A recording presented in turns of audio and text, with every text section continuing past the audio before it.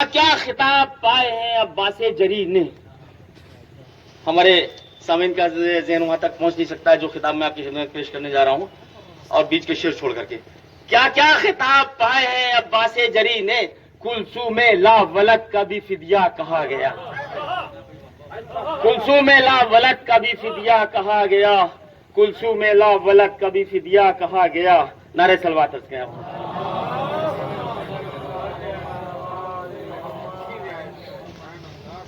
باب المراد اور بھی معصوم ہے مگر، باب المراد اور بھی معصوم ہے مگر، باب المراد شیر کا روزہ کہا گیا، باب المراد شیر کا روزہ کہا گیا۔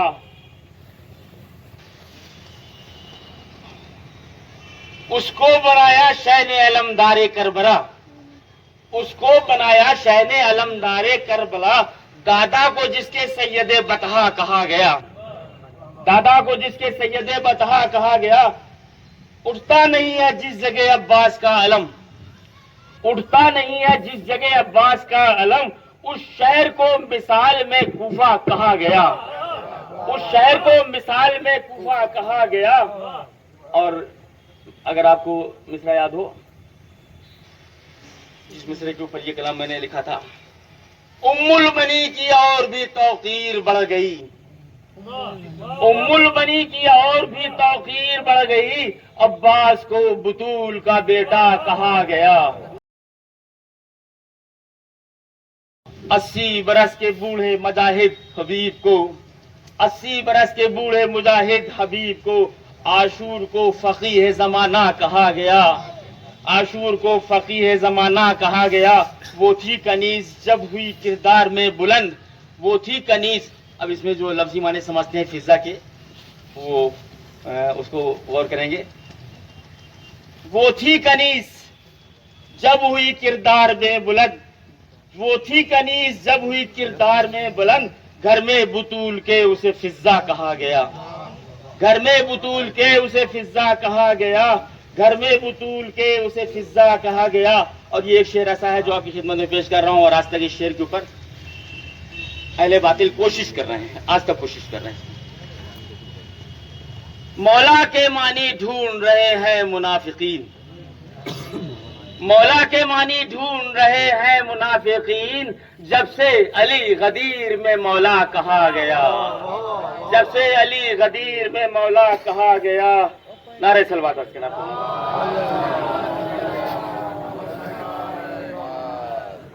جب سے علی غدیر میں مولا کہا گیا، جب سے علی غدیر میں مولا کہا گیا، سر پر بندھے رومال کو جنت میں دیکھ کر، سر پر بندھے رومال کو جنت میں دیکھ کر، خور کو غلام فاطمہ زہرا کہا گیا، خور کو غلام فاطمہ زہرا کہا گیا۔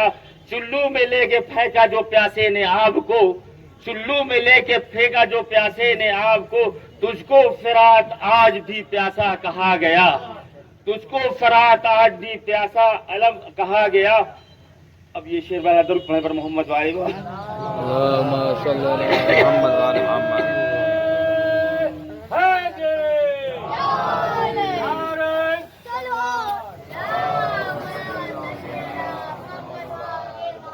ان کا علم اٹھانے کو بدعت کہے ہے وہ، ان کا علم اٹھانے کو بدعت کہے ہے وہ، اجداد کو ہی جن کے بھگوڑا کہا گیا، اجداد کو ہی جن کے بھگوڑا کہا گیا، اجداد کو ہی جن کے بھگوڑا کہا گیا۔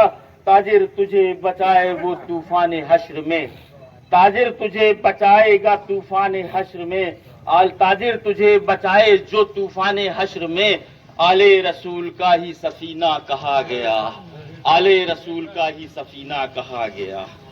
حضور اگر اجازت ہو تو چند شعر دوسرے کچھ، کیونکہ میں نے مولا عباس کی مدح میں چند شعر آپ کی خدمت پیش کیے، تو مولا علی کی خدمت میں بھی کچھ شعر پیش کیا۔ نعرہ صلوات بآواز بلند۔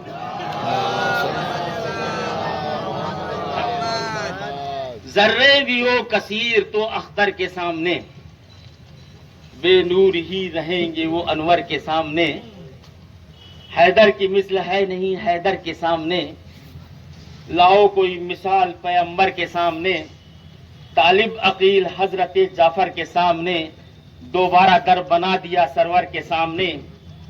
آئے بڑے ادب سے دستے رسول پر، آئے بڑے ادب سے دستے رسول پر، اور آنکھ کھولی آ کے برادر کے سامنے، اور آنکھ کھولی آ کے برادر کے سامنے.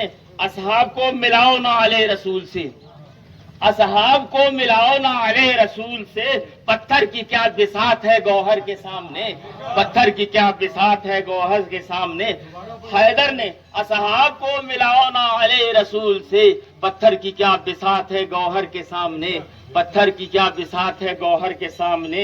حیدر نے یوں قرآن سنایا رسول کو، حیدر نے یوں قرآن سنایا رسول کو. حیرت میں جبرائیل تھے داور کے سامنے، حیرت میں جبرائیل تھے داور کے سامنے، حیرت میں جبرائیل تھے داور کے سامنے. اس کی مصرع طرح تھی دنیا ہے سجدہ ریز تیرے گھر کے سامنے. جب سے علی نے در نیا گھر میں بنا دیا.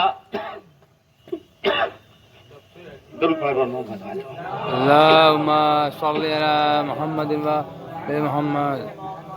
جب سے علی نے گھر میں نیا در بنا دیا. دنیا ہے سجدہ ریز تیرے گھر کے سامنے، دنیا ہے سجدہ ریز تیرے گھر کے سامنے. مشکل کشا ہے کون یہ حضرت عمر سے پوچھ، ہم نہیں جانتے. مشکل کشا ہے کون یہ حضرت عمر سے پوچھ. لولا کا علی کہتے تھے بوزر کے سامنے.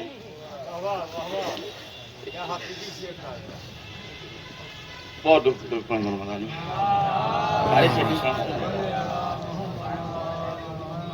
ایمان کا الف بھی نہ پایا تھا کسی نے، ایمان کا الف بھی نہ پایا تھا کسی نے. بھاگے جبھی تو مرحبو انتر کے سامنے، بھاگے جبھی تو مرحبو انتر کے سامنے، بھاگے جبھی تو مرحبو انتر کے سامنے. لاکھوں جلائے تھے جو حکومت نے شام کی، لاکھوں جلائے تھے جو حکومت نے شام کی. وہ سب بجھے چراغ 72 کے سامنے، وہ سب بجھے چراغ 72 کے سامنے. اصغر نے مسکرا کے ہوا میں اڑا دیا، اصغر نے مسکرا کے ہوا میں اڑا دیا. باطل کا تخت و تاج ہی لشکر کے سامنے، باطل کا تخت و تاج ہی لشکر کے سامنے. مکتب پیش خدمات ہیں. پیوند جو لگائے گا غیروں کی مدح میں، پیوند جو لگائے گا غیروں کی مدح میں. تاجر اکھاڑ دے گا رفو گر کے سامنے، تاجر اکھاڑ دے گا رفو گر کے سامنے. نعرہ صلوات. 3 مرتبہ سورہ اخلاص کی تلاوت فرما کے مرحومہ و مغفورہ حاجیہ حیدری بیگم بنت اصغر حسین مرحوم کی روح کو اشارہ فرما.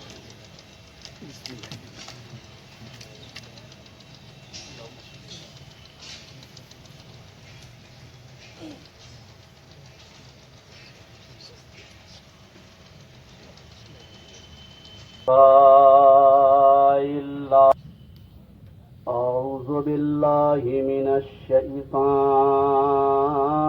اللعين الرجيم.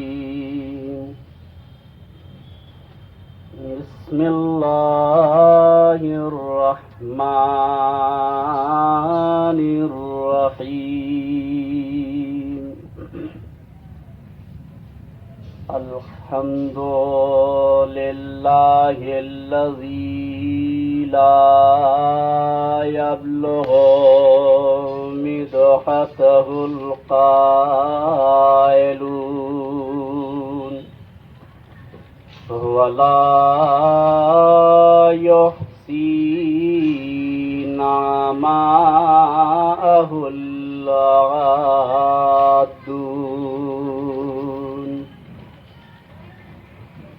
ولا يؤدي حقه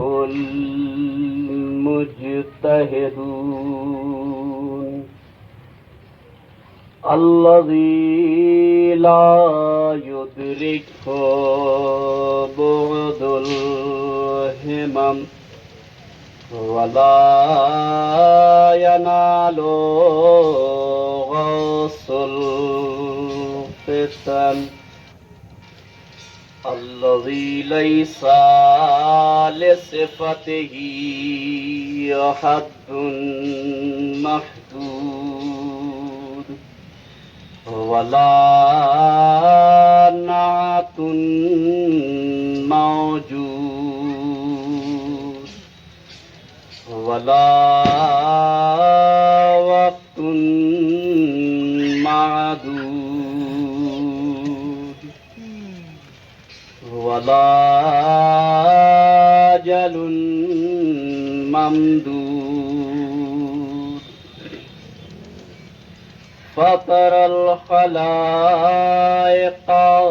بقدرته ونشر الرياح برحمته ثم الصلاة والسلام على جد الحسن والحسين أبي القاسم محمد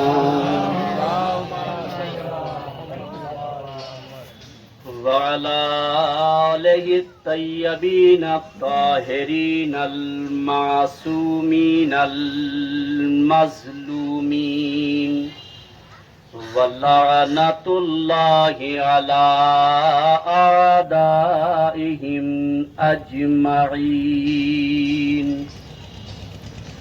أما بعد فقد قال الله تعالى سبحانه بسم الله الرحمن الرحيم واعتصموا بحبل الله جميعا ولا تفرقوا بر محمد وآل محمد صلی اللہ علیہ وسلم.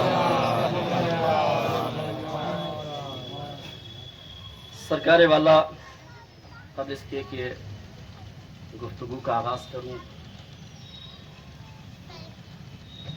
میں اکثر مجالس میں کہا کرتا ہوں، یہاں بھی کہہ دوں کہ حقیر کی نگاہ میں مجمع معیار نہیں ہے، اس لیے کہ میرا اپنا ذاتی عقیدہ پتہ نہیں آپ کا ہے نہیں ہے، میرا یقین ہے کہ 100% لوگوں کا یہی عقیدہ ہوگا جو میرا ہے. میرا اپنا عقیدہ یہ ہے کہ جہاں بھی مجلس حسین کے عنوان سے فرش عزا بچھائی جاتی ہے، وہاں اس فرش عزا پر جو مجمع آتا ہے وہ دو طرح کا مجمع آتا ہے. ایک وہ مجمع ہوتا ہے جو مادی ہوتا ہے، جنہیں مادی آنکھوں سے دیکھا جاتا ہے، اور دوسرا مجمع وہ ہوتا ہے جو معنوی ہوتا ہے، جنہیں عقیدت کی آنکھوں سے دیکھا جاتا ہے. اور ہمارے لیے معیار نہیں کہ یہ مادی مجمع جو ہمارے سامنے موجود ہے، جنہیں ہم مادی آنکھوں سے دیکھ سکتے ہیں، یہ ہم سے راضی ہوگا یا نہیں ہوگا، یہ ہم سے خوش ہوگا یا نہیں ہوگا. ہماری اپنی ذاتی کوشش یہ ہوتی ہے کہ وہ مجمع جنہیں ہم عقیدت کی نگاہ سے دیکھ رہے ہیں، جو فرش عزا پر جنت چھوڑ کر آیا ہے، وہ راضی ہو کر چلا جائے. اگر وہ راضی ہو کر چلا گیا تو مجلس کا جو ہدف ہے وہ پورا ہو گیا. ہمارا اپنا ذاتی نظریہ یہ ہے، اور اسی عنوان سے میں کہہ بھی دیا کرتا ہوں کہ میرے نگاہ میں یہ مجمع معیار نہیں ہے. لیکن پھر بھی یہ مجمع جو مادی مجمع آنکھوں کے سامنے ہوتا ہے، اگر یہ بولتا ہوا مجمع ہوتا ہے تو ذاکر کی حوصلہ افزائی ہو جاتی ہے اور دل چاہتا ہے کہ کچھ سنایا جائے. لیکن پھر بھی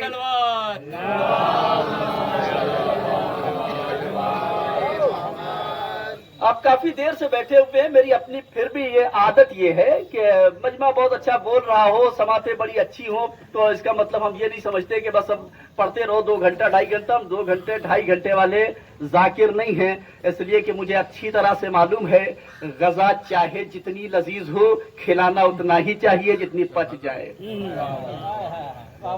لہذا 2.5 گھنٹے کی تقریر کر کے چلا جاؤں اور ایک لفظ بھی کسی کے سمجھ میں نہ آئے تو بے فائدہ ہے.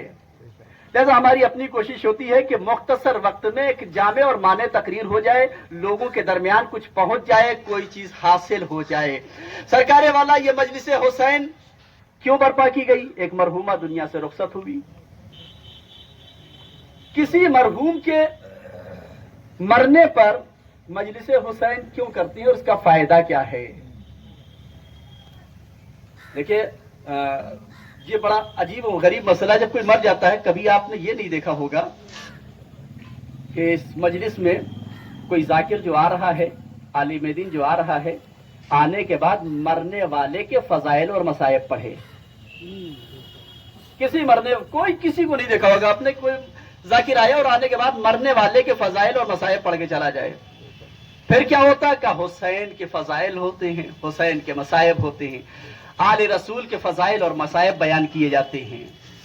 इस मजलिस का सबसे बड़ा फायदा ये है कि जितनी देर मजलिस में बैठे रहते हैं, हम दुनिया भर की तमाम खुराफात से दूर होते हैं। हमारी जिंदगी का इतना लम्हा बगैर किसी गीबत के होता है, बगैर किसी बुराई के होता है। और उसके बाद अगर कौल पैगंबर की रोशनी में देखें तो आले मोहम्मद का जिक्र इबादत है, हम बैठकर इबादत कर रहे होते हैं। ये मजलिस क्यों करते हैं? इस मजलिस का और फायदा क्या है? चंद अफराद को बुलाया, दावत किया, ये अफराद बैठते हैं, कुरान खानी करते हैं, कुरान पढ़ते हैं। मरहूम को क्या फायदा हुआ? बताऊं मरहूम को क्या फायदा हुआ? अगर मैं इतनी आसानी से बता ले जाऊं तो शायद बात कुछ हल्की हो जाएगी। आपके सामने जो चंद मिसालें पेश कर देता हूं कि इस मजलिस में होता क्या है, मरहूम को क्या नहीं पहुंचता। क्या पहुंचता है आप सोच सकते हैं? मरहूम को इस मजलिस के जरिए से सरकार वाला पैगंबर अकरम की खिदमत में असहाब कराम मौजूद हैं, और असहाब कराम के दरमियान पैगंबर ने एक सवाल कर लिया।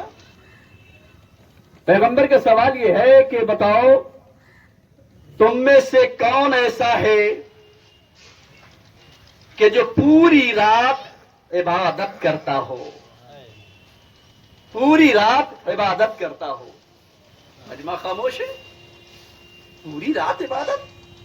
अच्छा, एक दिन की बात हो तो ठीक है, हर शब, फिर आदमी सोएगा कब? मजमा खामोश है। पीछे से एक आवाज आई, या रसूल अल्लाह, मैं। मुड़ के लोगों ने देखा, क्या कहा? मैंने तो इसे सोते हुए देखा है, पूरी रात सोता है ये, फिर ये कैसे कह रहा पैगंबर के सामने झूठ?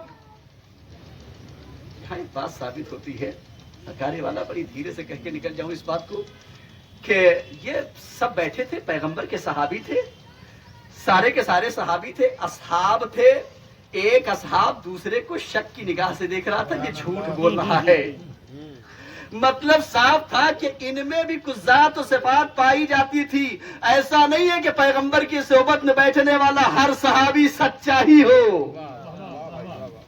बल्कि यहां भी शक की निगाह से देखा जा रहा था।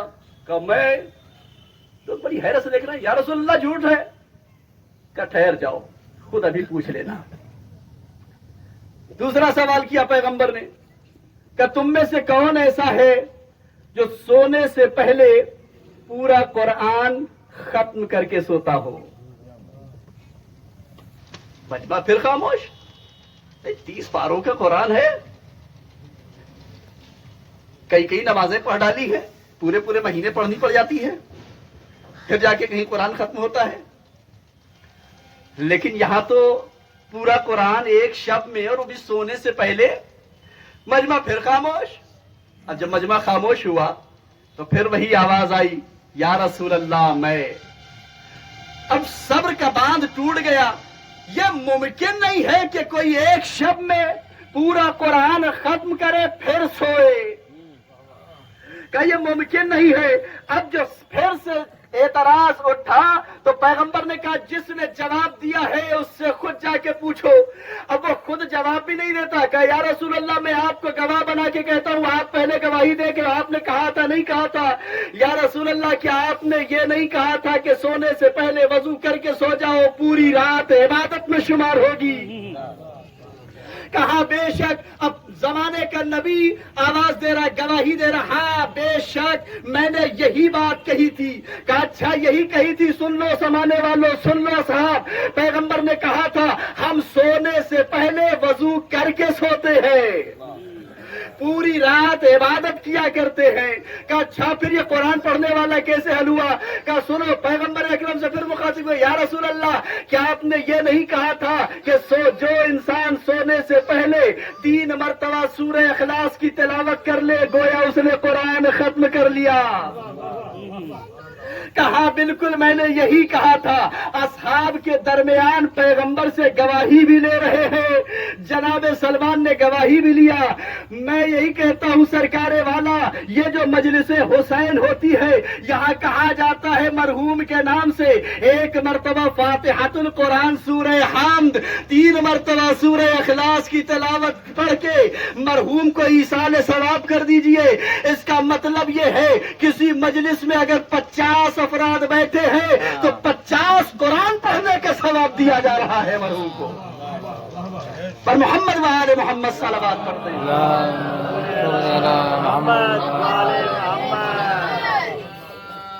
ये जो लोग बैठे हुए हैं ये ऐसे नहीं, और 1 मरतबा नहीं पढ़ते, 1 मरतबा शुरू में पढ़ते हैं, 1 मरतबा बाद में पढ़ते हैं। बाद ऐसे अपराध होते हैं जो शेर व शायरी करते हैं वो भी बीच में पढ़वा देते हैं। बाज ऐसे मौके से ज़ियारत के बाद फिर पढ़वा दिया जाता है। पता नहीं कितनी मरतबा जितने अफराद बैठे होते हैं ये सब के सब पढ़ती हैं। और सब ने जब 1 मरतबा फातिहातुल कुरान और 3 मरतबा सूरह इखलास की तिलावत किया और बख्शा, तो इसका मतलब पूरा कुरान पढ़ के बख्शा है एक मुख्तसर वक्त में, और वो भी एक सहाबी की सीरत पर अमल करते हुए। अपनी तरफ से नहीं, एक सहाबी की सीरत पर अमल करते हुए पूरा कुरान पढ़ के इतने अफराद कई मरतबा बख्शते हैं। बहरहाल अज़ान गिरामी, कहीं गुफ्तगू तुलानी ना हो जाए, आइए मैं अपनी गुफ्तगू का आगाज करता हूं उस खुदाए वहदहू ला शरीक के नाम से जो मालिक हकीकी है, खालिक हकीकी है, जो वाजिबुल वजूद बिज़ात है, तमाम आलम इम्कान जिसके अहाते में है। वो जिसे चाहे उसे हयात दे दे और जिससे चाहे उससे हयात छीन ले। वो जिसे चाहे उसे इज्जत दे दे, जिससे चाहे उससे इज्जत छीन ले। वो जिसे चाहे अख्तियार दे दे, जिससे चाहे अख्तियार छीन ले। इसलिए कि वो वाजिबुल वजूद बिज़ात है, वो साहिब अख्तियार है। उसे अख्तियार है, जिसे चाहे उसे हयात दे, जिससे चाहे हयात छीन ले। सरकारे वाला, हमने तो तारीख का मुशाहिदा किया है, जब वो किसी को हयात देना चाहता है, जब वो खुदा किसी को हयात देना चाहता है तो इस अंदाज से हयात देता है कि पानी में, दरिया में जहां रास्ता न हो वहां रास्ता बना के मूसा को गुजार दिया करता है। लेकिन जब हयात छीनना चाहता है तो इस अंदाज से छीनता है कि उसी रास्ते पे जनाब मूसा का ताक़ुब करने वाले गर्क हो जाया करते हैं। इसलिए कि वो साहिब अख्तियार है, वो जिसे चाहता है उसे हयात देता है, जिससे चाहता है हयात छीन लिया करता है। जब हयात देना चाहता है तो इस अंदाज से देता है कि दरिया हो, पानी सर्द हो, हवा सर्द हो, तूफान आ रहा हो, कश्ती गर्क हो जाए, कश्ती गर्क होने के बाद टूटे हुए एक लकड़ी के पटरे पे माँ जिंदा हो, एक बच्चे को जन्म दे, माँ दुनिया से रुखसत हो जाए, अल्लाह उस बच्चे को भी हयात दे दिया करता है। इसलिए कि वो साहिब अख्तियार है, जिसे चाहता है उसे अख्तियार देता है, जिससे चाहता है उससे अख्तियार छीन लिया करता है। जिसे चाहता है उसे इज्जत देता है, जिससे चाहता है उससे इज्जत छीन लिया करता है। खुदा जब किसी से इज्जत छीनता है तो इस अंदाज से इज्जत छीनता है, लाने वाला ताबूत में जिंदा लिटा कर ले आता है, आज हम किसी को जलील और रुसवा कर देंगे।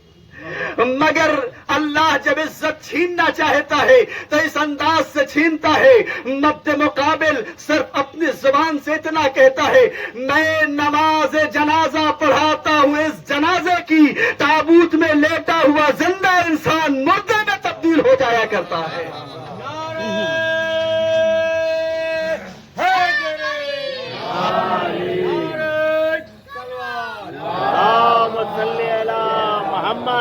आले मोहम्मद। मगर खुदा की कसम जब यही खुदा किसी को इज्जत देना चाहता है तो इस शान से देता है, इस शान से देता है कि इंसान गुमान भी नहीं कर सकता है कि किस शान से अल्लाह ने इज्जत बख्शी है।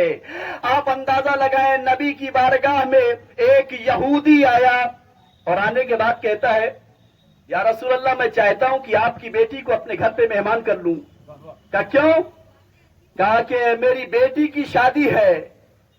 एक यहूदी को जरूरत क्या पड़ी कि नबी की बेटी को अपने घर पे बुलाए शादी के माहौल में? सरकारे वाला क्या जरूरत थी? ये तो एक यहूदी था ना, नबी की बेटी को घर पे क्यों बुला रहा था? ये यहूदी जानता था कि नबी की बेटी की चादर में 72 पेवंद हैं। ये जानता था कि नबी की बेटी की चादर इतनी छोटी है कि अपने बाबा से 12 शिकवे करती है। बाबा, चादर इतनी छोटी है कि सर ढकती हूं तो पैर खुलता है, पैर ढकती हूं तो सर खुलता है। कि जिसकी चादर इतनी छोटी हो, इतनी पेवंदार हो, बुलाओ उसे शादी के माहौल में, ताकि शादी के माहौल में जब हमारे यहाँ लोग अच्छे लिबास पहन कर आएंगे, हम दिखाएंगे लोगों को, देखो ये मुसलमानों के नबी की बेटी आई है। रिदा तो देखो, चादर तो देखो, फटे हुए चादर है, फटी हुई चादर है, फटे हुए लिबास है, जरा देखो तो सही। हम ये कहेंगे नबी की बेटी की बेइज्जती होगी। आप अंदाजा लगा रहे? इस इरादे से नबी की बेटी को बुला दिया दरवाजे पे।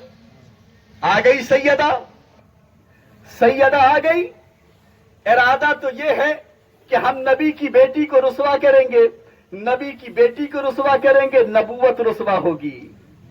ये रुसवा करने वाले भूल गए, व तो इज्ज मंतशा व तो जिल्ल मंतशा।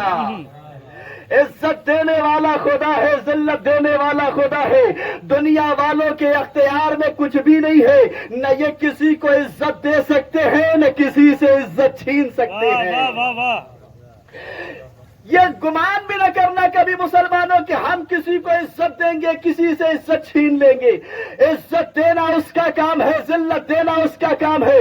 यहूदी ने बुलाया था, जिस बेटी को नबी के बुलाया था कि आज इसके जरिए से नबूवत को रुसवा करेंगे, अल्लाह ने उसी बेटी को जरिया बना दिया। नबूवत को नहीं, सिर्फ नबूवत को नहीं, बल्कि नबी की बेटी की अजमत दिखाने का जो जरिया बना दिया कि देखो क्या है, नबी की बेटी घर में आ गई।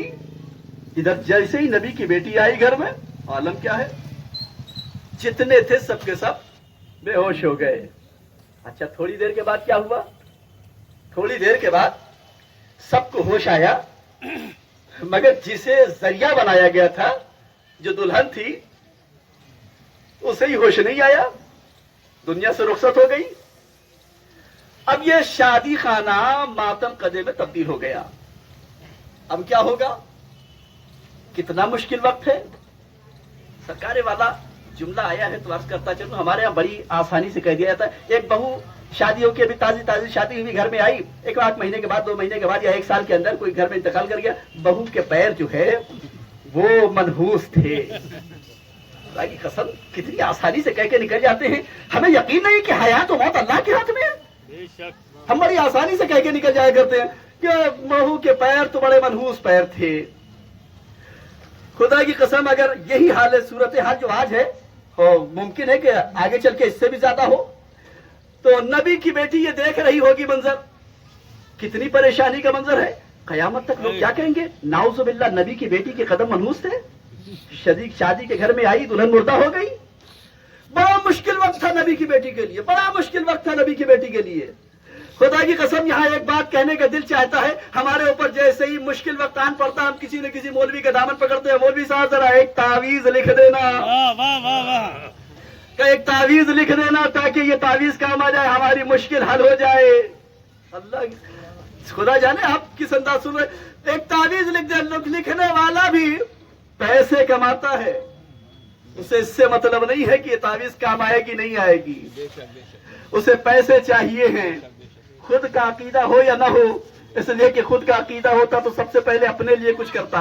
वाह वाह वाह वाह। यहाँ दूसरों के लिए ही सब कुछ हो रहा है, अपने लिए तो कुछ हो ही नहीं रहा है।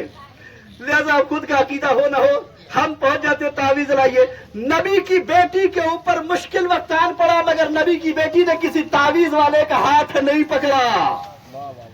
نبی کی بارگاہ میں نہیں آئی بابا آپ کائنات کے نبی ہیں شریعت لانے والے ہیں ایک تعویذ لکھ دیجئے دلہن زندہ ہو جائے. اندازہ لگائیں بلکہ یہاں تک کہ جس کا بابا ایک سورہ الحمد پڑھ کے مردہ زندہ کر دیتا ہو یہاں سورہ الحمد پڑھ کے بھی مردہ زندہ نہیں کیا گیا. آپ اندازہ لگائیں یہاں کیا ہے یہاں قرآن کی ایک آیت کی تعلیم دی جا رہی ہے. آیت کیا ہے وَاسْتَعِينُوا بِالصَّبْرِ وَالصَّلَاةِ اللہ کہتا ہے مجھ سے مدد مانگو روزے کے ذریعے سے نماز کے ذریعے سے.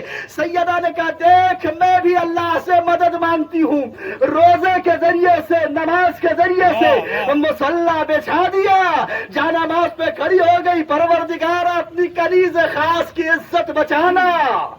ادھر جیسے ہی یہ جملہ پورا ہوا دلہن کلمہ پڑھتے ہوئے زندہ ہو گئی.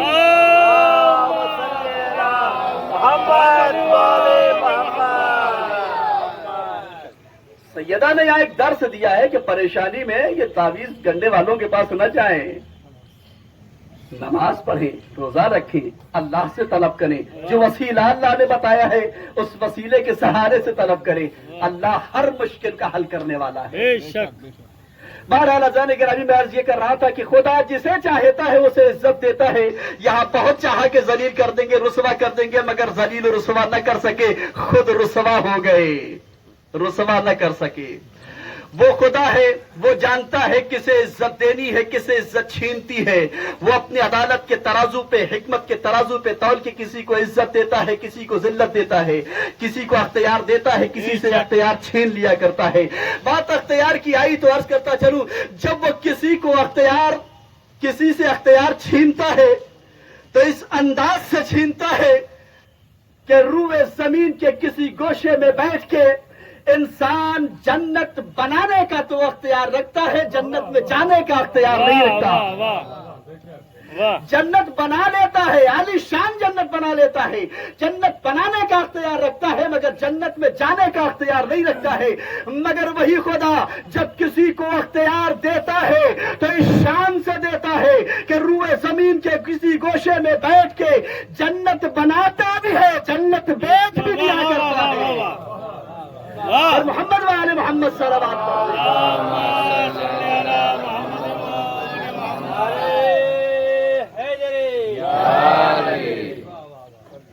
اس لیے کہ وہ صاحب اختیار ہے وہ جسے چاہے اسے عزت دے جسے چاہے اس سے عزت چھین لے جسے چاہے حیات دے جسے چاہے اس سے حیات چھین لے. سرکار والا میں اصل گفتگو کی طرف آ رہا ہوں کہ جس آیت کریمہ کی تلاوت کا حقیر نے شرف حاصل کیا سورہ آل عمران کی آیت نمبر 103 کا ایک چھوٹا سا جز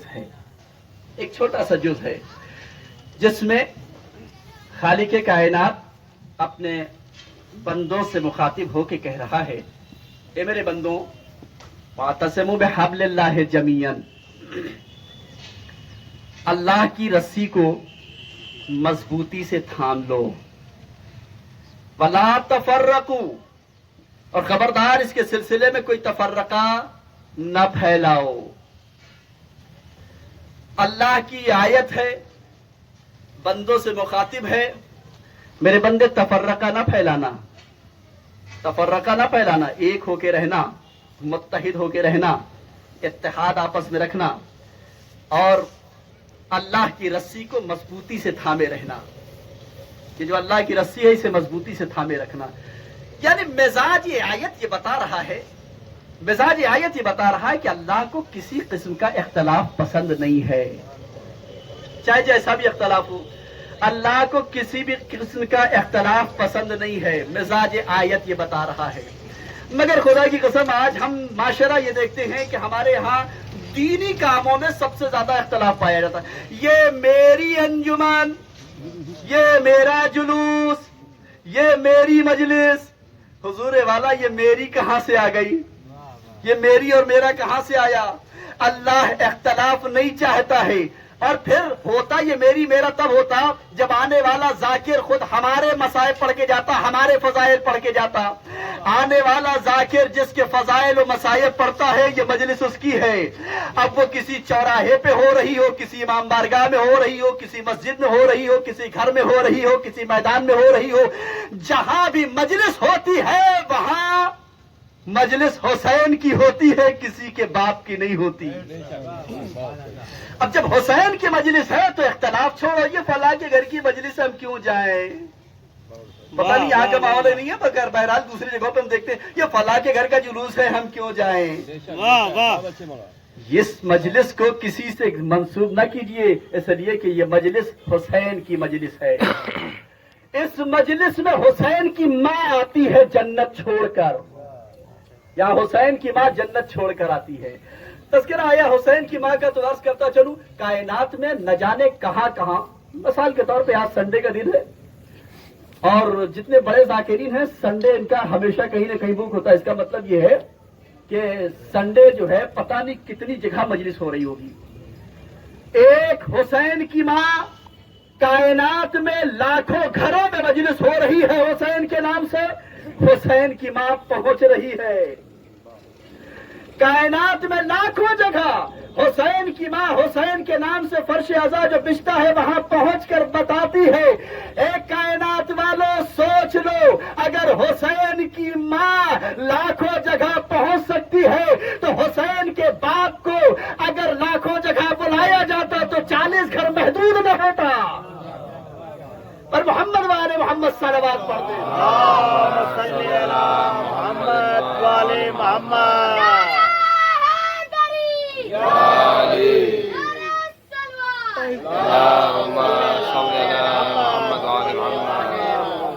لیکن جتنی دیر آپ کی سماعتیں بنی رہیں گی انشاءاللہ اتنی دیر ہم مجلس پڑھیں گے، اور اس کے بعد جہاں سے سمجھ میں آیا کہ آپ تھک چکے ہیں، آپ کی سماعتیں تھک چکی ہیں، مجلس کو تمام کر دیں گے چاہے ہمارا موضوع پورا ہو یا نہ ہو. لیکن آپ کی سماعتیں جہاں تک برقرار رہی انشاءاللہ ہم وہاں تک ذکر کرنے کی کوشش کریں گے.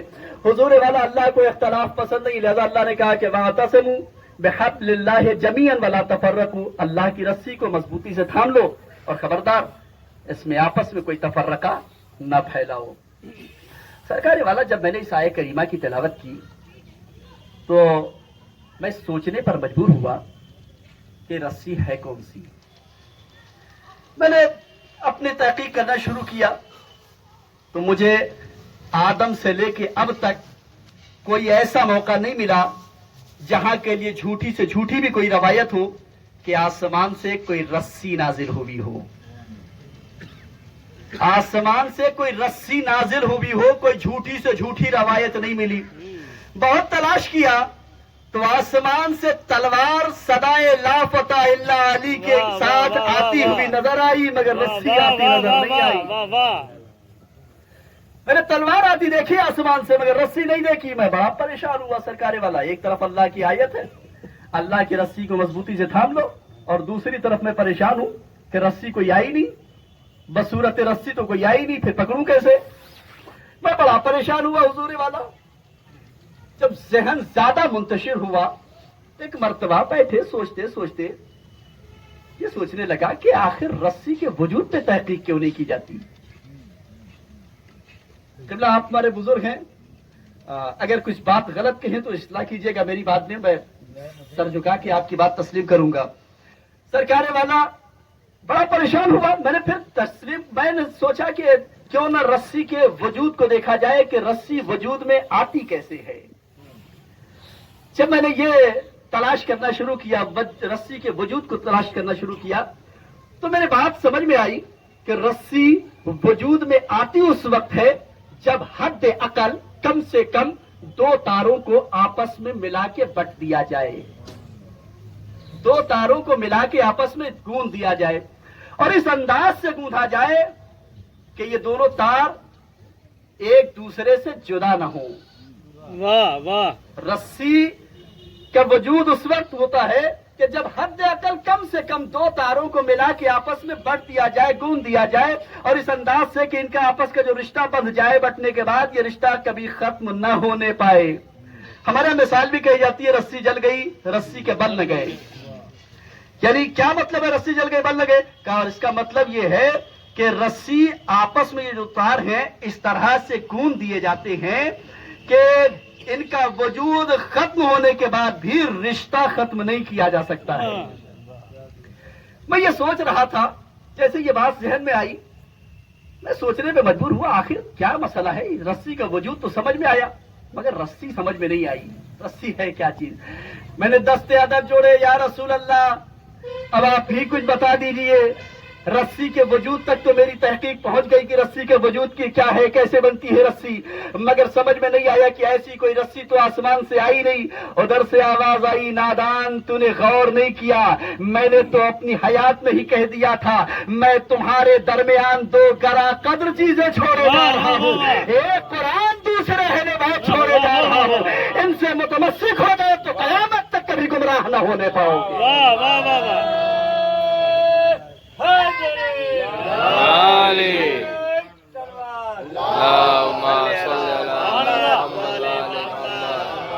تو میں تمہارے درمیان دو گرا قدر چیزیں چھوڑے جا رہا ہوں، ایک قرآن دوسرے اہل بیت. سرکار والا میں نے یہاں عرض کیا، آپ کے سامنے بیان کیا کہ رسی وجود میں اس وقت آتی ہے کہ حد اقل دو تار ہوں آپس میں گوندھ دیے جائے، مگر خدا کی قسم یہاں تو عجیب منظر تھا. منظر بتاؤں کیا تھا؟ ایک اہل بیت، ایک قرآن. اہل بیت کتنے تار تھے اندازہ لگانا ہوتا لگا لے.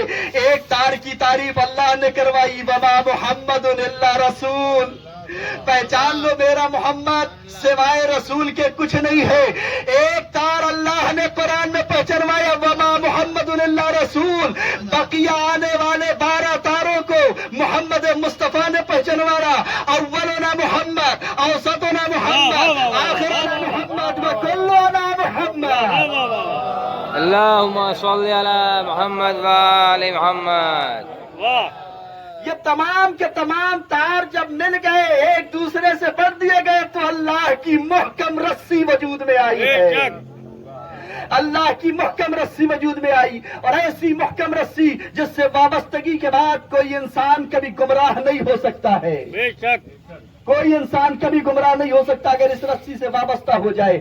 سرکار والا میں نے ایک مثال آپ کے سامنے پیش کیا، ایک ضرب المثل آپ کے سامنے پیش کیا کہ رسی جل گئی بل نہ گیا. یہ اللہ کی رسی بھی ایسی مضبوط رسی تھی، ایسی مضبوط رسی تھی.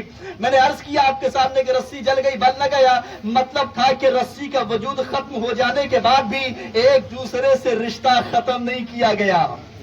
ایک دوسرے سے رشتہ ختم کیا نہیں جا سکتا ہے. دنیا والے رسی دیکھ کر سمجھ لے کہ ایک دوسرے سے رشتہ تاروں کا جو ہے اسے جدا نہیں کیا جا سکتا ہے.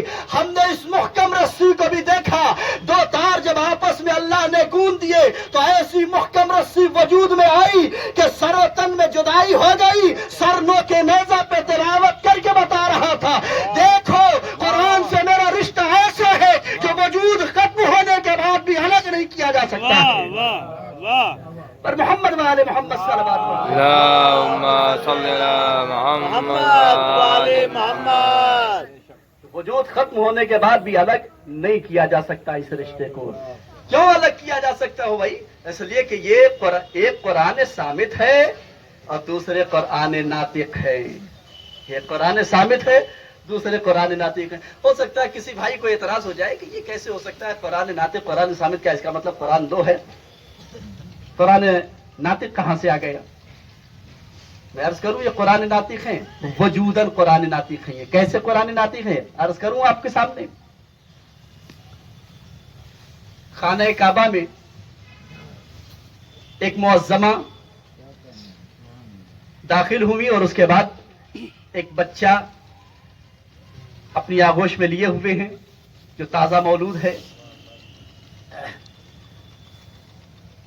ابھی قرآن کا نزول نہیں ہوا ہے، زمانے فطرت سے حدوداً 10 برس پہلے کی بات ہے. ابھی قرآن نازل نہیں ہوا، قرآن کی کوئی آیت نہیں آئی ہے. آپ تصور کر سکتے قرآن کی کوئی بھی آیت ابھی نازل نہیں ہوئی ہے. زمانے فطرت میں پہلی آیت کے بعد جو 3 سال کا وقفہ ہوا اسے کہتے ہیں زمانے فطرت. حضور والا قرآن کا نزول ابھی نہیں ہوا. خانہ کعبہ کے اندر ایک معظمہ ہے اور یہ معظمہ اپنی آغوش میں ایک بچہ لیے ہوئے ہے. تذکرہ آیات عرض کرتا چلوں کہ بچہ جب پیدا ہوتا ہے تو بچہ روتا ہے. مگر یہ ایسا بچہ تھا جو نہ رو رہا تھا نہ ماں کا شیر طلب کر رہا تھا. ایک دن نہیں، 2 دن نہیں، 3 دن تک مسلسل یہی صورتحال رہی ہے. بچہ نہ رویا نہ ماں کا شیر طلب کر رہا ہے. آج کے زمانے میں اگر بچہ پیدا ہو نہ روئے تو ڈاکٹر اسے تماچے لگاتے ہیں. ہمارے کسی بچے کو اگر کوئی ایک تماچا مار دے تو ہم لڑنے کھڑے ہو جاتے ہیں، کیا کیا میرے بچے نے، کیوں تماچا مارا میرے بچے کو. مگر ڈاکٹر اس تازہ مولود بچے کو جب تماچے مارتا ہے تو ماں یہ نہیں کہتی کہ میرا بچہ ابھی نازک ہے. کہ کیوں نہیں کہہ رہی ہو میرا بچہ نازک ہے، ابھی پیدا ہوا، اسے نہ مارو. کہ تمہیں پتا نہیں ہے بچہ رو نہیں رہا ہے، رونا ہی زندگی کی علامت ہے. رونا ہی زندگی کی علامت ہے. میں نے کہا ہے دنیا والوں، ایک بچہ جو پیدا ہوا تازہ بچہ ہے، چھوٹا سا بچہ ہے، معصوم بچہ ہے، بالکل نومولود ہے، ڈاکٹر مار رہا ہے، تماچے پہ تماچے مار رہا ہے، اسے نہیں کہتے ہو کہ رونا زندگی کی علامت ہے. ہم فرش عذاب بچھا کے حسین پہ روتے ہیں تو فتوے لگاتے ہو. بچہ رو نہیں رہا ہے اور ماں اتنے سکون سے بیٹھی ہوئی ہے جیسے کچھ ہے نہیں. بچہ نہ روئے تو ماں پریشان ہو جائے گی. آج کے دور میں بچہ پیدا ہوا رو کیوں نہیں رہا ہے؟ مگر یہ ماں کائنات کی اکلوتی ماں ہے جو بڑے سکون سے بیٹھی ہوئی ہے. اور سکون سے کیوں نہ ہو، اس لیے کہ دوسرا بچہ روئے گا تب پتا چلے گا کہ ہاں یہ بچہ زندہ ہے یا مردہ ہے. مگر یہ وہ بچہ ہے آغوش میں جو ماں کے شکم سے ماں سے گفتگو کر رہا تھا.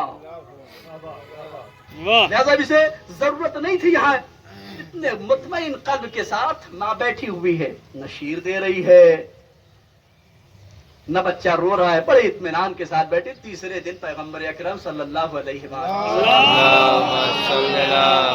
محمد والے محمد خانہ کعبہ کے اندر تشریف لائے اور لانے کے بعد آواز دی، لائیے اس بچے کو میرے حوالے کر دیجئے. بچہ پیغمبر کی آغوش میں آیا، آغوش رسالت کی گرمی کو محسوس کیا، اور جیسے ہی آغوش رسالت کی گرمی کو محسوس کیا ایک مرتبہ بچہ گویا ہوا، سلام علیکم یا رسول اللہ. دیکھیے یہ بچہ ہے، یا رسول اللہ کس کے ہاتھوں پہ، یہ تو دیکھیں یہ بچہ جس کے ہاتھوں پہ آنے کے بعد کنکری بھی بول دیا کرتی ہو.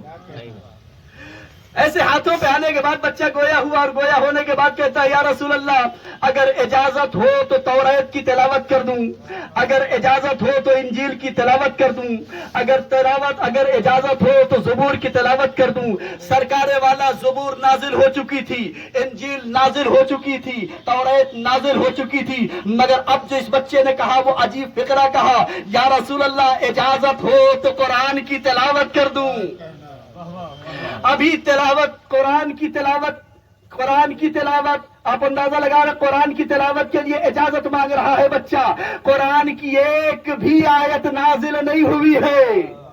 نزول قرآن سے حدوداً 10 برس پہلے یہ بچہ اجازت مانگ رہا ہے، یا نبی اللہ اجازت ہو تو قرآن کی تلاوت کر دوں. اجازت مل گئی، توریت کی تلاوت کر دی، زبور کی تلاوت کر دی، انجیل کی تلاوت کر دی.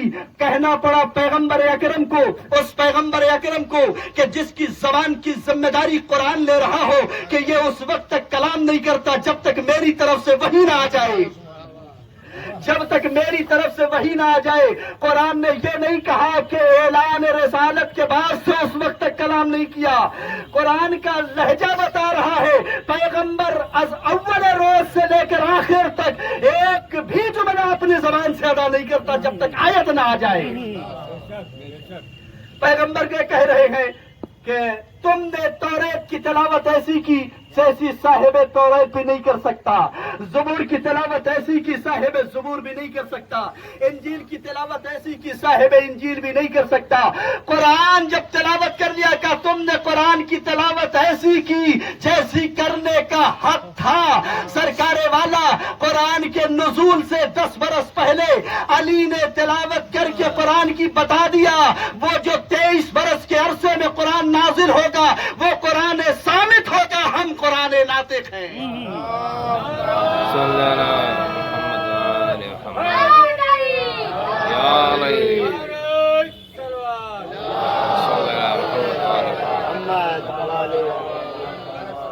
یہ ثابت کر دیا کہ وہ جو 23 برس کے عرصے میں نازل ہوگا وہ قرآن ثابت ہوگا.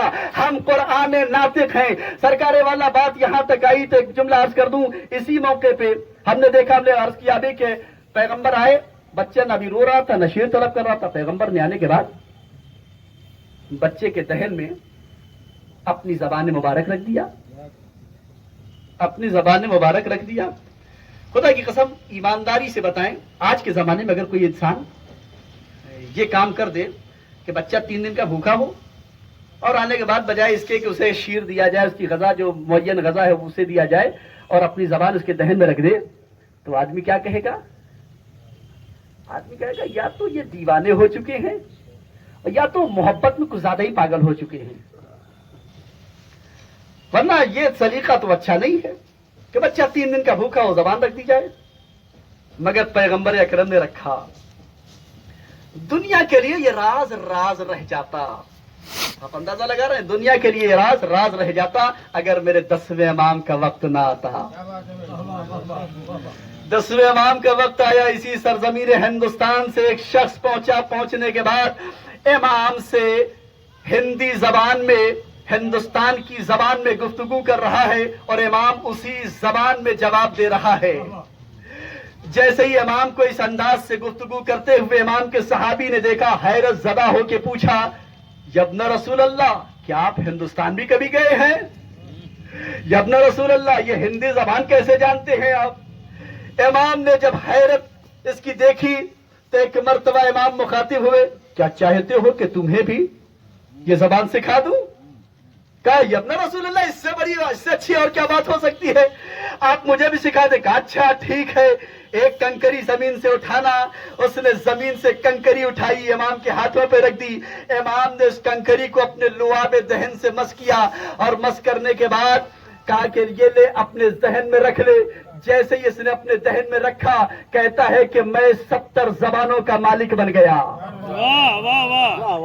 میں 70 زبانوں کا مالک بن گیا، جس میں ہندی زبان بھی شامل تھی.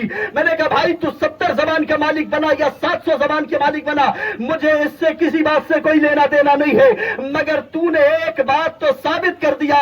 کل پیغمبر اکرم اگر کسی بچے کے دہن میں اپنی زبان رکھ کے چسا رہے تھے، 12 چشمے پھوٹ رہے تھے، تو اس کا مطلب یہ نہیں تھا کہ دیوانگی کی حالت میں چسا رہے تھے، بلکہ یہ مدینۃ العلم تھا، باب مدینۃ العلم کی بنیاد رکھ رہا تھا. پر محمد والے محمد صلوات صلی علی محمد والے محمد. کارے والا بس میں نے گفتگو اپنی تمام کر دیا. یہ قرآن، ایک قرآن صامت ہے، دوسرا قرآن ناطق ہے. یہی اللہ کی مضبوط رسی، اسے مضبوطی سے تھام لیں. اگر بات اتنی سمجھ میں آ گئی ہو کہ یہ قرآن ناطق ہیں، یہ قرآن ناطق ہے، ظاہر ہے کہ بولتا ہوا افضل ہوتا ہے ساکت رہنے والوں سے. یہ سیدھی سی بات ہے، بولتا ہوا جو ہے وہ ساکت رہنے والوں سے افضل ہوا کرتا ہے. حضور والا اگر یہ بات سمجھ میں آ گئی ہو کہ یہ قرآن ناطق ہے اور وہ جو 30 پاروں میں تقسیم ہمارے گھروں میں، ہماری مسجدوں میں زینت بنا ہوا ہے، وہ قرآن صامت ہے، تو اتنا سمجھ لیں جب قرآن صامت کے لیے یہ آیت آ سکتی ہے، لا ریب فیہا، اس کے اندر شک کی ذرہ برابر کوئی گنجائش نہیں ہے، اس کے اندر شک و شبہ کی کوئی گنجائش نہیں ہے. یہ ہدایت ہے قیامت تک کے لیے، متقیوں کے لیے قیامت تک کے لیے ہدایت ہے. اگر اس قرآن صامت کے سلسلے میں آ سکتا ہے تو یقین مانیے کہ قرآن ناطق میں بھی شک و شبہ کی کوئی گنجائش نہیں پائی جاتی ہے. وہ جو کہہ دے وہ حجت ہے، چاہے آج کے لیے ہو یا 1000 سال بعد کے لیے ہو. پر محمد والے محمد صلوات اللہم صلی علی محمد. لہذا امام کے جو اقوال ہیں اسے شک کی نگاہ سے نہ دیکھیں، معصوم کے اقوال کو شک کی نگاہ سے نہ دیکھیں. قرآن ناطق، قرآن صامت، یہ دو کے دونوں حجت ہیں، حجت. ان کا قول، فعل، تقریر سب کچھ حجت ہے. یہ کسی چیز کو دیکھ کر خاموش رہ جائے وہ بھی حجت ہے، بول دے وہ بھی حجت ہے. ان کے کسی قول پہ شک کرنے کی کوئی گنجائش نہیں ہے. بہرحال اذان گرامی، خدا ہم سب کو توفیق عطائے ہوئے راستے پر عمل کریں. ہم مجلس حسین میں بھی یہی کام کرتے ہیں. یہاں قرآن सामित पढ़ के बख्शा जाता है और कुरान नातिक का तस्करा किया जाता है। ये जो कुरान नातिक का तस्करा किया जाता है, मजलिसों में मौलाए मुत्तकियान अली इब्न अबी तालिब अलैहिस्सलाम का तस्करा किया जाता है। ये जो मजलिसों में तस्करा किया जाता है, हमारी मजलिसों में लोग कहते हैं अली अली क्यों करते हो, अली अली, अरे और भी कुछ पढ़ लो, अली अली क्यों करते हो मजलिसों में अपनी। सरकारे वाला बताऊं क्यों करते हैं? इसलिए कि कुरान की एक आयत है जिस पर अमल करता हूं। बताऊं कौन सी आयत है? वो आयत कि जिसमें आप नमाज जुमा के खुतबे में दरमियान में जो है वो सुनते रहते हैं, वतवासो बिल हक़ वतवासो बिस सब्र। इंसान खसारे में है कि जब तक उसने वसीयत न किया हक की और सब्र की, इंसान खसारे में है। हम मजलिसें करके बताते हैं कि हम हक की वसीयत आने वाली जनरेशन को कर रहे हैं। ये हक है, इसलिए कि इनके लिए पैगंबर ने फरमाया या अली हक को, या परवरदिगारा हक को उधर उधर मोड़ दे जिधर जिधर अली के कदम जाए। और ये फरमाया कि अली हक है। गोया पैगंबर ने बता दिया कि देखो अली हक है। जब हमें मालूम हो गया अली हक है तो हम अपने मजलिसों में मेंबर से हक की वसीयत करके बताते हैं। देखो हम फायदा लेने वालों में से हैं, नुकसान उठाने वालों में से नहीं है। पर मोहम्मद वाले मोहम्मद सल्लल्लाहु अलैहि वसल्लम। बस मैंने अपना जिक्र तमाम कर दिया। सरकारे वाला एक मरहुमा के ईसाले सवाब की मजलिस है। खुदा मरहुमा को जवारे रहमत में जगह इनायत फरमाए, इनके दर्जात में बुलंदी इनायत करे। खुश नसीब थी वो मरहुमा कि जिसके रोने वाले मौजूद हैं। जैसा मुझे इत्तला मिली कि बेटों ने हाथों हाथ रखा मां को। मैं इन बेटों की तसल्ली के लिए बस इतना कहना चाहूंगा कि आपकी मां दुनिया से रुखसत हुई, खुदा आपको अजर अजीम इनायत फरमाए, सब्र जमील इनायत फरमाए।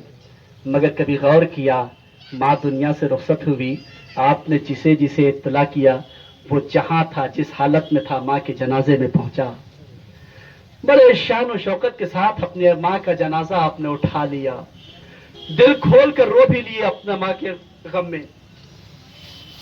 मगर इस पूरे असना में कोई ऐसा न रहा होगा जिसने आके आपको टोका हो, खबरदार रोना नहीं। रोना तो दबी हुई आवाज में रोना। किसी ने आपके रोने पे आपके तमाचे नहीं लगाए होंगे, मगर खुदा की कसम मुझे एक बच्ची ऐसी नजर आई कि जो अपने बाबा के गम में रोती थी तो तमाचे मारे जाते थे। आप खुश नसीब हैं, आपने अपनी माँ का गम मनाया, अपने माँ के गम में रो लिए।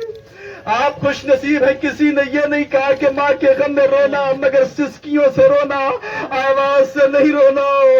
मैंने खुदा की कसम एक माँ का जनाजा देखा जहाँ बच्चों से बाप खुद कह रहा है मेरे लाडलो रोना, मगर सिसकियों से रोना, आवाज से न रोना।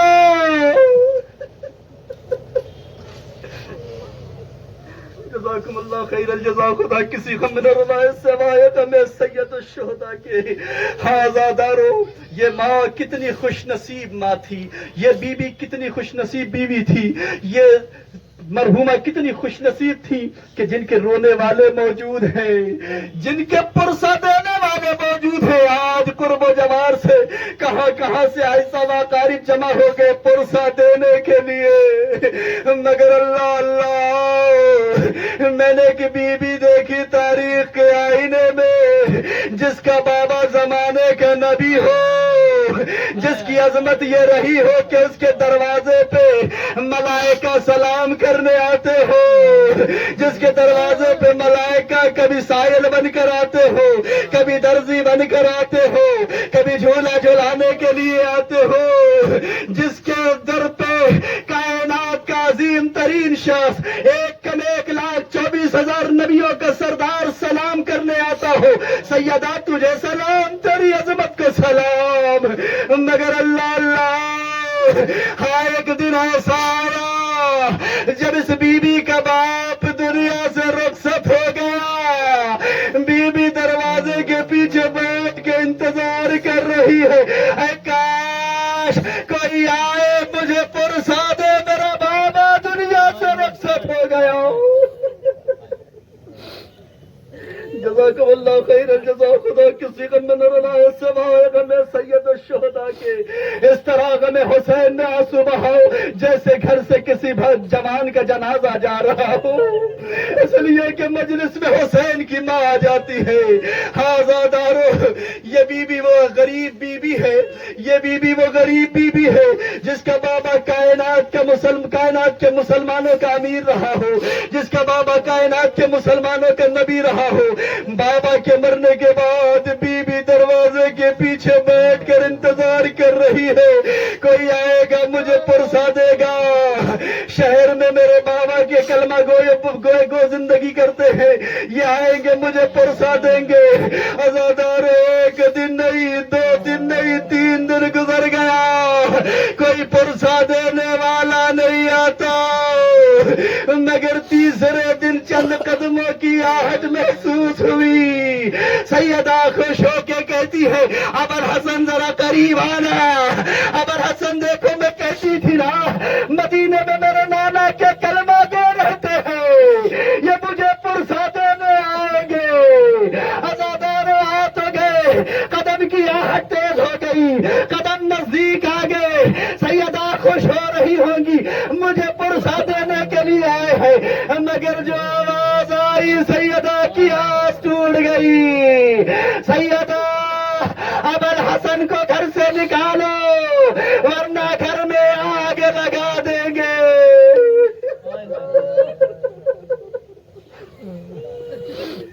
سیدہ نے آواز دی کیا اس گھر کو آگ لگاؤ گے جس گھر میں حسنین زندگی کرتے ہیں؟ کیا اس گھر کو آگ لگاؤ گے جہاں ملائکہ آتے ہو؟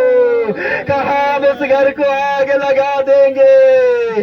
ہائے رے افسوس، نبی کی بیٹی کا گھر نبی کے دنیا سے رخصت ہونے کے تیسرے دن جلا دیا گیا. دروازے پہ ایسا دھکا لگایا گیا، نبی کی بیٹی در و دیوار کے درمیان آ گئی. آواز فضا میرے محسن کی خیر، فضا میرا محسن شہید ہو گیا. سیدہ بے ہوش ہو گئی. جزاکم اللہ خیر الجزا. خدا کسی غم میں نہ رلائے سوائے غم سید الشہداء کے. آزادارو یہ غم کتنا بڑا غم ہے، کبھی اندازہ لگایا ہے آپ نے؟ کبھی تصور کیا یہ غم کتنا بڑا غم ہے؟ اگر تصور نہیں کر سکتے تو کبھی گھر میں جا کے اپنی خواتین سے پوچھنا، جو صاحب اولاد مائیں ہیں ان سے پوچھنا کہ جب ایک بچہ دنیا میں آتا ہے تو کس تکلیف سے گزرتی ہے. جب اپنے دن پہ اپنے وقت پہ بچہ دنیا میں آتا ہے تو ماں کو کتنی تکلیف ہوتی ہے. گویا ماں زندگی اور موت کے درمیان ہوتی ہے. مگر ہائے جس بیوی کا بچہ پیٹ میں شہید ہو جائے اس بیٹی کا درد کوئی کیا محسوس کرے گا. سیدہ بے ہوش ہو گئی، تھوڑی دیر کے بعد ہوش آیا. آواز فضا ابوالحسن کہاں ہے؟ شہزادی ابوالحسن کے گلے میں رسیاں ڈال دی گئی. کہا میری چادر لے آؤ. شہزادی اپنا درد بھول گئی، چادر اوڑھ کر باہر آ گئی. اندازہ لگانا اپنا درد کیسے بھولی ہوگی شہزادی درد بھول کے باہر آ گئی. آواز دی خلو ابوالحسن، خلو ابوالحسن، ابوالحسن کو چھوڑ دو ورنہ میں سر کے بال بکھیر دوں گی. آزادارو ادھر سیدہ کا یہ کہنا تھا مسجد نبوی کی دیواریں بلند ہو گئی، ابوالحسن کے گلے کی رسیاں کھول دی گئی، ادھر علی کے گلے کی رسیاں کھولی گئی. سیدہ کو نہ جانے کتنا سکون مل گیا علی کے گلے کی رسیاں کھلوا کے.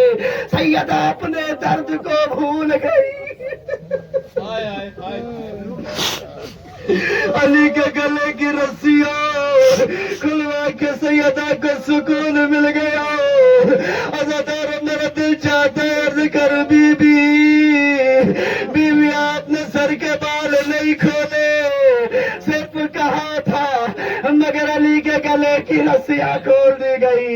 آئے ذرا میدان کربلا میں آ کر دیکھے آپ کی بیٹی زینب ام کلثوم ایک رسن میں بارہ گلے بازاروں میں پھرائی جا رہی ہے. منادی ندا دے رہا ہے, اے تماشا دیکھنے والوں آؤ آؤ تماشا دیکھو, یہ ذریت آل نبی ہے جو کشا کشا پھرائی جا رہی ہے. جزاکم اللہ خیر الجزا. خدا کسی غم میں نہ بنائے سوائے غم سید الشہداء کے.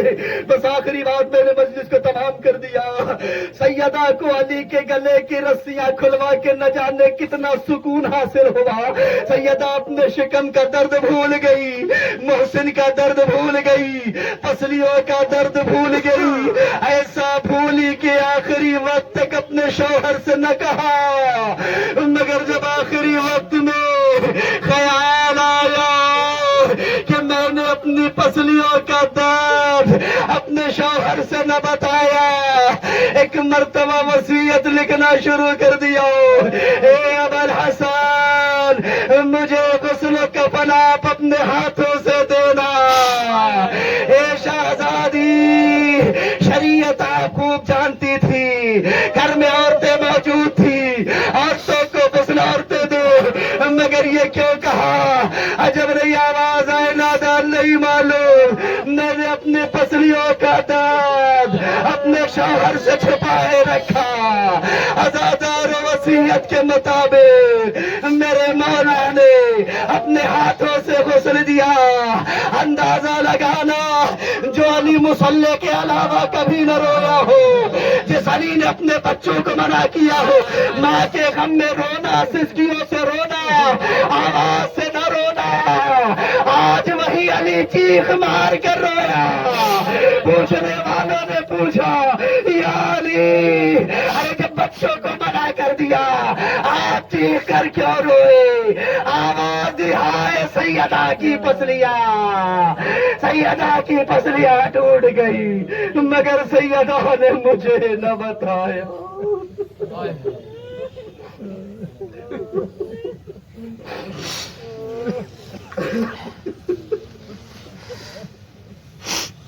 لعنت اللہ علی قوم الظالمین وسيعلم الذين ظلموا أي منقلب ينقلبون.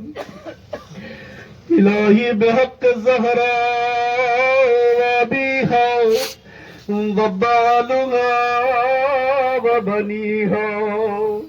پروردگارو اس مختصر سے ذکر خیر کو قبول فرماؤ. پروردگارو غم اہل بیت میں نکلنے والے ناسوں کو قبول فرماؤ. پروردگارو غم سیدہ میں نکلنے والے ناسوں کے تصدق جس مرحومہ کے ایصال ثواب میں یہ مجلس منعقد کی گئی ان کی مغفرت فرماؤ. انہیں جوار معصومین میں جگہ عنایت فرماؤ. پروردگارہ یہ جو مومنین مجلس عزا کے لیے جمع ہوئے پروردگارہ ان پہ ان کے گھروں پہ اپنی رحمتیں برکتیں نازل فرماؤ. ان سے ان کے گھروں سے بیماریوں اور پریشانیوں کو دور فرماؤ. پروردگارہ جو ان کے مرحومین دنیا سے رخصت ہو چکے ان کی مغفرت فرماؤ. انہیں جوار معصومین میں جگہ عنایت فرماؤ.